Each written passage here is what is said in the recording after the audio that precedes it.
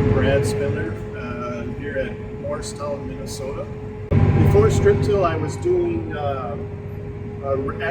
ridge till. I've been doing that since 1992-93. And as my farm grew, I could get the cultivating done, and then again the corn would grow faster, and who wants to do all that cultivating? I guess I was kind of in the mode of doing reduced tillage, and strip till was just a really good fit. I had toyed with it and hired a little bit done from the neighbors and a retail outlet probably, I bet it's been 15 years ago before I decided to do it on my own. My first SoilWarrior, I think I purchased probably about six or 7 years ago. I like what the Warrior does, how it handles the residue.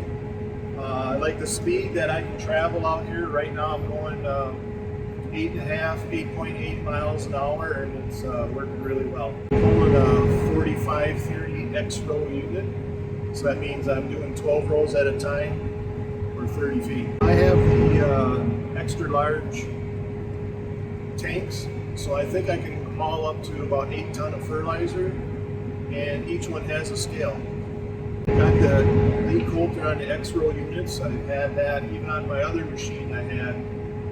Was one of the first lead coulters that they were using, and I really like them. I think the lead coulter just does a little bit better job of cutting the residue, and kind of makes a better seed bed for spring. Yes, I have used it for cover crops. Gone out and actually done some in the spring, where I've gone into some cover crop in the spring. I really like the SoilWarrior's the versatility. I can use in the fall. I can do it in these heavy corn stalks like I'm doing right now. I can go in the spring. I can go in wet conditions, dry conditions.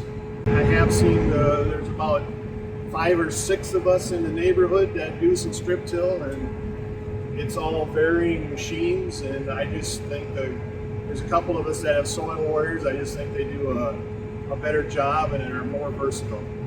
Well, that was one thing I was doing with the ridge till. Everything went right in the row already, so I was accustomed to putting on my fertilizer that way, so this was just a natural progression.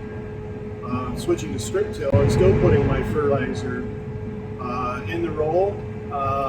Right now I'm out here getting ready for next year's bean crop, and I'm putting down some blend of P and K out here and ahead of the beans. And what I've found over the years, if I'm going to make the pass, I put the fertilizer on, and it's really helping my soil fertility levels. Yep, we soil sample by zones is what we're doing, and today I'm not doing a variable rate because I'm using a low rate to start with, but a couple days ago everything I was doing was variable rate of the P and the K. It's probably a combination. You don't really want to sample strictly in the strip. I think you get some false positives of being too high a fertility. So we just kind of do a variation. Today I moved over 15 inches from the old corn row. If we'd be out in my bean stubble field, I'd be going right down the same exact row right on top of the old bean row. So I kind of do a little bit combination over the years. My theory is if I do it on top of the bean stubble, the corn roots can follow those old root paths down. Plus I've doubled up on my fertility. Actually, I put double fertility on in that row. Today I've moved over just so I don't have to contend with all these standing corn stalks, and it makes the planting just a little bit easier. We don't have to deal with the stumps out here next spring. One of the main things, it's hard to say, they seem scared to do the strip till. The first thing they think of is reduced yields. Second thing they say, well, my grandpa always plowed the fields, made them black. I'm one of these guys. I'm 55 years old here, and I've never moldboard plowed in my life. So I either chisel plowed, ridge tilled, or strip tilled. I think the advice would be is if you're scared to go and do your entire farm, pick out an 80 and continue to do the strip till on that 80 year after year. Don't jump around. What I've found is every year the strip tillage gets easier, the machine pulls easier. I can see it. My home farm's actually been in strip till for the most years here, and it just pulls easy. I'm pulling really easy here right now. If I go to one of my new farms, I've actually got a new farm that I rented this year. I'm a little bit scared to see once I get over there how hard it's going to pull. Because I know after 3-4 years it's going to pull easy just like my other farms. The thing I would really recommend is a good guidance system. It really seems to be making this system work. You can move over, you can nudge over. I'm following the pattern that I drew here in 2020, and I'm following it to a T, and it helped me move over the 15 inches. Everything I usually do here is straight. I'll admit that I am pretty lucky. All my fields are big and square, but some of them I can make the curve and plant right into that curve. It's really nice to make the strip and come back the next spring with the planter and be able to plant right into that strip.